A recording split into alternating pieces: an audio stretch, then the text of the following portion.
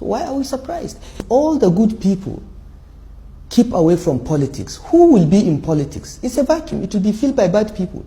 If all the good people go abroad or join the private sector, who is going to be in government? The people that are not so good. And this is what is happening. We are seeing an intersection of bad people in government, bad people in politics, and our country is running down. It's going down the drain. Now, even the good ones that want to get involved, there is that kind of a tactical way of edging them out of the contest. Because they are not a critical mass. There are very few of them. There are very few of them. When we were in the government, only about 4 of us as ministers could stand up and say we disagreed with President Obasanjo. There are 42 ministers. Only about 4 that I remember could speak in council against anything Obasanjo wanted to do if we disagreed.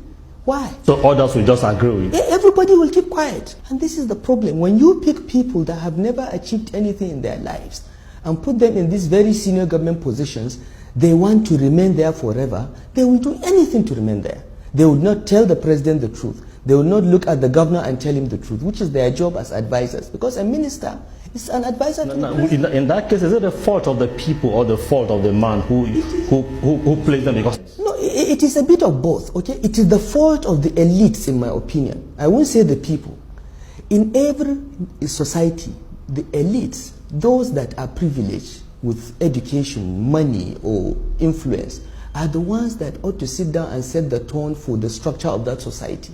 Okay? If our elites have chosen not to go into politics and set that tone, as I said, there is a vacuum, the bad ones will take over. We've seen that in Nigeria. So there is that. It is also true that the leader that picks those around him is culpable, because you are responsible for those you select. Okay? You are constrained to some extent, because our constitution, for instance, says that the president must appoint a minister from each state. But it doesn't say that you should appoint a criminal from the state. It says that you should look for the best possible person and appoint him to be minister. So there are constraints, but still I believe that in this country we have so much talent that if we are really looking for square pegs to put in square holes, we will find them. And there is... I think it has to do with the sincerity of the person in charge. No, as I said, leaders must be checked.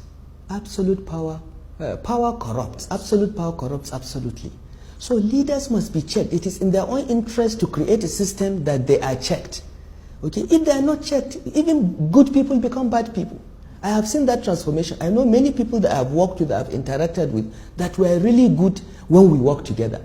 Some of them have become governors and ministers, and they have become monsters, because there is no check and balance. Leaders must be checked throughout history. So it is not just the leader. The people must be able to speak out. The people must complain. The elites must come and say this is not acceptable. But in this country, we have a conspiracy of silence by the elites. Everybody just keeps quiet because everybody is just waiting for his turn. And it is not taking us anywhere.